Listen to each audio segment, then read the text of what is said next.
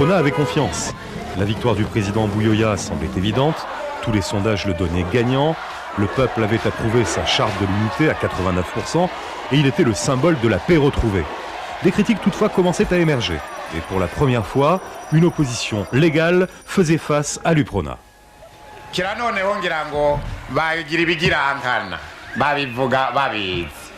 Ibyakozwe ngaha mu Burundi biragaragara.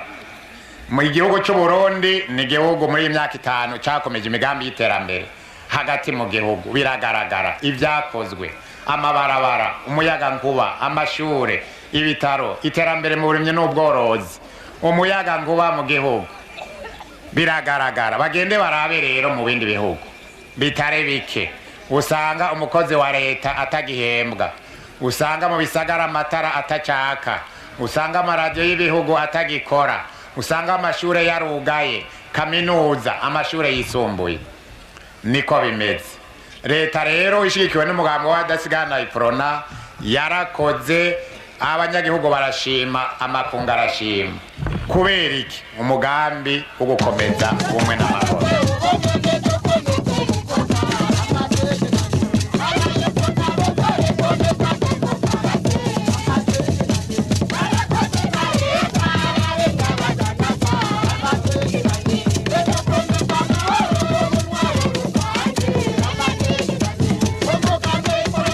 Vous constaterez qu'il y a eu une démarche tout à fait manichéenne qui a été menée ici pour dire que tout ce qui n'est pas du côté de l'UPRONA est mauvais, pour dire que tout ce qui est du côté d'Ifrodebou est mauvais.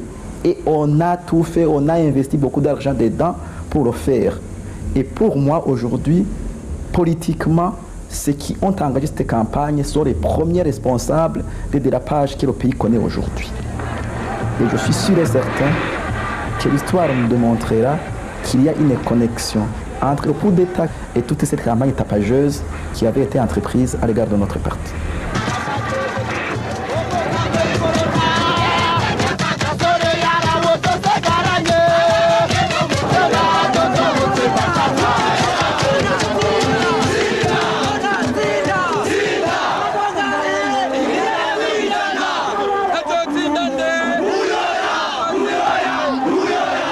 L'UPRONA ne pouvait imaginer l'émergence d'un parti qui puisse se mesurer à la popularité du major Buyoya.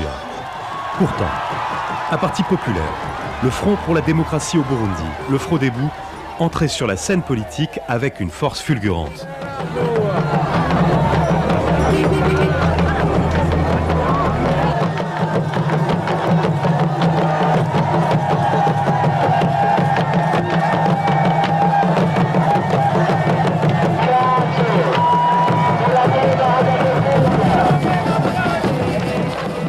Son candidat, Melchior Ndadaye, est le symbole des forces de changement, combattant le favoritisme du parti UPRONA. Les Hutus se sentaient opprimés, ils représentent 85% de la population. Melchior Ndadaye était Hutu, donc la carte ethnique était facile à jouer.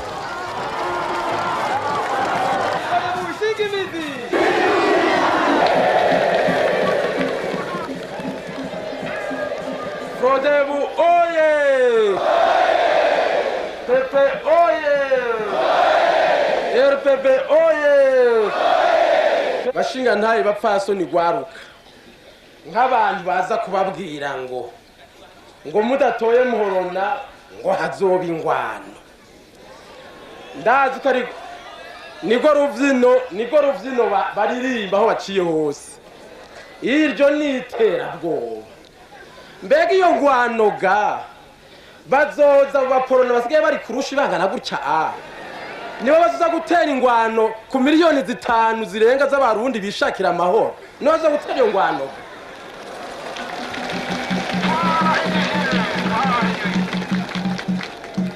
nibayitera nibatse uwo muriro turi miliyoni 5 tuzowuzimya tumaze kuwuzimya tuce tubaboha.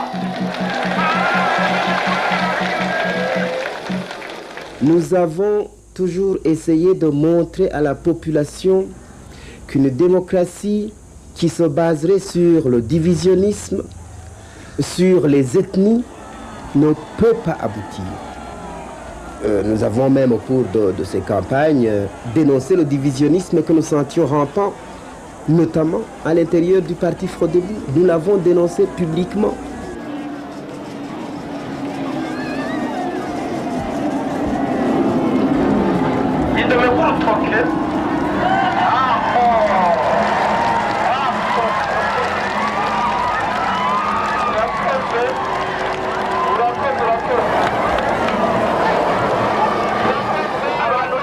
Les populations s'étant tellement mobilisées pendant la campagne électorale, la moindre étincelle le jour des élections peut mettre le feu aux poudres.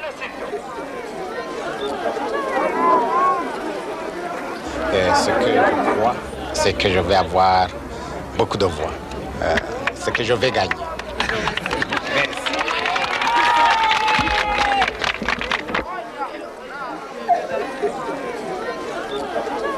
murizigiye ko muzotsindira iri higanwa ry'igihugu turabyizigiye rwose kandi muzobimenye ejo nta ngorane muziga ko mworonka amajwi angana gute hafi 60%. Pourcentage largement obtenu par le candidat du Frodebou, Melchior Ndadaye, qui est investi dans ses fonctions le 10 juillet 1993. Pierre Buyoya, battu avec 34% des suffrages, se retire de la scène politique.